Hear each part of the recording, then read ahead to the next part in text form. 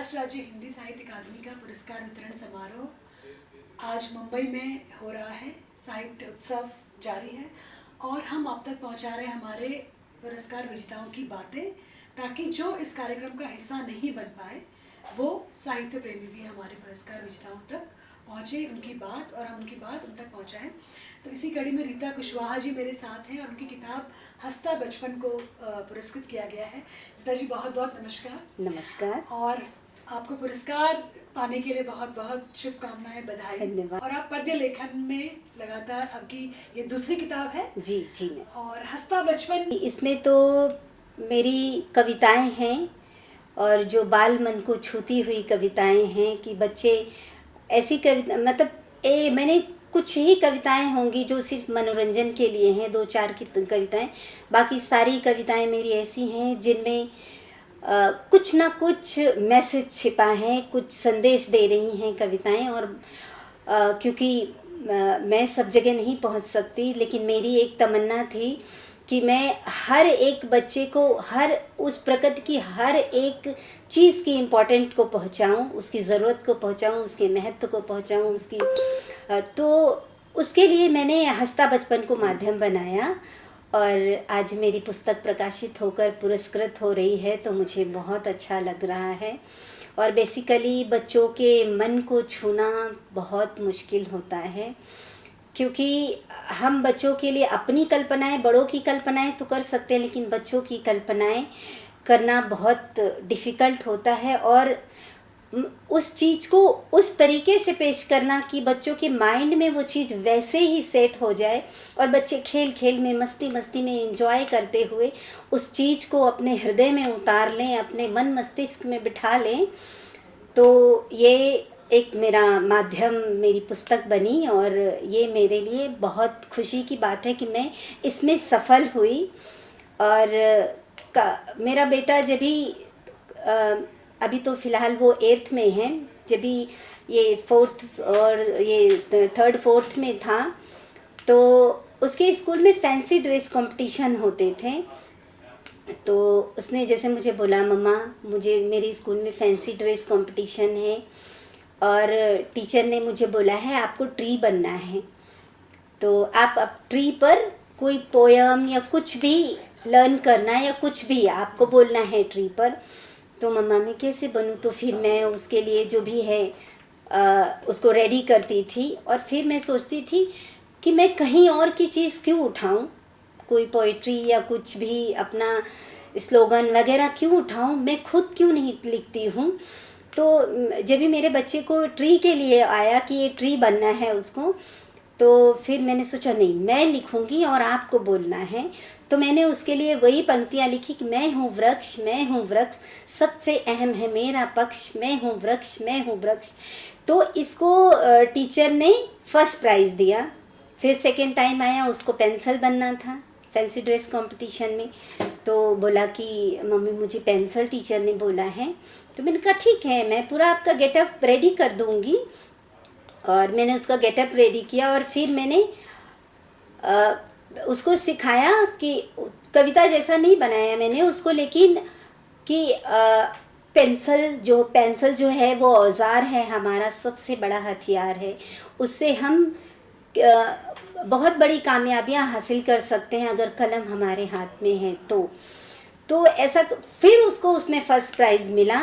तो ऐसा करते करते फिर मेरे जहन में आया कि क्यों ना मैं इन इम्पॉर्टेंट्स को, पेड़ है, पेंसिल है, इन सब चीज़ों को क्यों ना मैं कविताओं के माध्यम से हर एक बच्चे तक पहुंचाऊं। ये तो मेरे बच्चे ने कुछ पंक्तियां बोली, लेकिन उसकी वृक्षों की इम्पॉर्टेंट, पेंसिल, तो ये सब हर एक बच्चे तक पहुंचना चाहिए। तो जहाँ हम कहते कि हम उपलब्ध नहीं होते हैं, तो एक माध्यम मेरे माइंड में आया कि क्यों ना एक ऐसी पुस्तक बनाई जाए जिससे बच्चे सहजता से उसको सीख भी लें, समझ भी लें और उसको अपने जीवन में उतार भी लें। तो मैंने यही कि बाल कविताएं लिखना है मुझे। तो मैंने मेरी धरती पर मेरी पुस्तक में कविता है। आजकल बच्चे फैमिली से बहुत दूर हो रहे हैं, तो उस पर मेरी कविता है कि जो हमारे बुज़ुर्गों पर है कि बुज़ुर्गों के साथ हमें कैसा व्यवहार करना चाहिए, बुज़ुर्गों की हमारी लाइफ में क्या इम्पोर्टेंट है, उस पर है, पेड़ों पर है, खाने पर है कि खाने को वेस्ट नहीं करना चाहिए, ये कितना इम्पोर्टेंट है। और पेड़ पर है, धरती पर, आकाश पर कि अगर आकाश नहीं होगा तो क्या होगा, कहाँ रहेगा सूरज, कहाँ रहेगा चाँद, कैसे पता होगा कि कब दिन होगी कब रात होगी।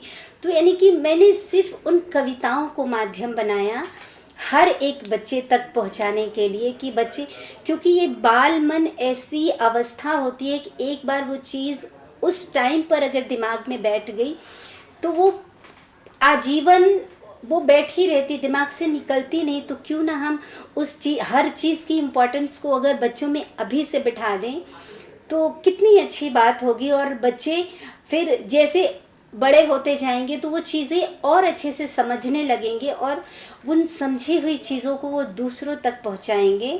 तो बस मैम मेरा यही एक प्रयास था। तो लफ्ज़ों का कारवां पहले प्रकाशित हुई कि ये मैम मेरी पहले लफ्ज़ों का कारवां प्रकाशित हुई, क्योंकि वो पहले मैं इसी टाइप का लिखती थी, लेकिन जब मेरा बेटा मुझसे दूर गया तो मैं थोड़ा खाली हुई, क्योंकि वो हॉस्टल में है। तो जब वो दूर गया तो मैं थोड़ा खाली हुई, मैंने उन सब चीज़ों पर गौर करना शुरू किया कि नहीं, ये कुछ ऐसा होना चाहिए जो हर एक बच्चे तक पहुँचे। तो मैंने इसके लिए उस किताब को माध्यम बनाया कि हंसता बचपन, बिल्कुल हंसता बचपन, और उसका टाइटल भी इसके लिए मैंने रखा कि हंसता बचपन। और उसकी स्टार्टिंग जब भी मैंने वो उस पुस्तक के ये आरंभ किया तो मेरे मन में बस 2 ही पंक्तियाँ आई कि ये आसान नहीं है छू पाना बच्चों का कोमल मन, एहसासों से रचा है मैंने यह हंसता बचपन। तो सच में वो मेरे एहसास हैं, मेरी फीलिंग्स हैं। मैंने उन बच्चों की मन को पढ़ा है, कैसे वो जब चाँद को देखते हैं तो चंदा मामा कहते हैं, तो चंदा मामा से हमारा रिश्ता कैसे बना, वो कैसे हमारे मामा हुए। तो उन सब चीज़ों को, जब तारों को देखते हैं, सूरज निकलता है तो सुबह हो गई, तो सुबह, ये सब चीज़ों को मैंने उस पुस्तक में उतारा है, उन कल्पनाओं को उतारा है।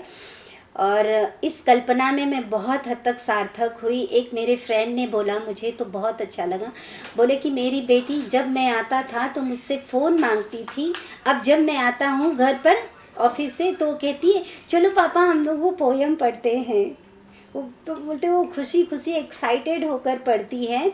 तो और वो हर चीज़ को बोलती है कि पापा पोयम में है ना कि खाना वेस्ट नहीं करना चाहिए, दांतों की सफाई रखनी चाहिए, नहीं दांत बीमार हो जाएंगे, एक बार गए दांत चले जाएंगे वापस नहीं आएंगे। तो ये सब चीज़ें सुनकर मुझे बहुत अच्छा लगता है कि कहीं ना कहीं मैं सहजता से उस बात को पहुंचा पाई हूँ। और बस मेरा यही एक प्रयास था मैम। बिल्कुल, एक माँ अपने बच्चे की परवरिश करती है और बाल मन को दुनिया के सामने पहुंचाती है हंसता बचपन के रूप में। रीता कुशवाहा जी, आपकी रचनाएं जितने भोलेपन से पहुंची हैं बाल मन तक, इसीलिए आपको पुरस्कार मिलता है अकादमी की तरफ से।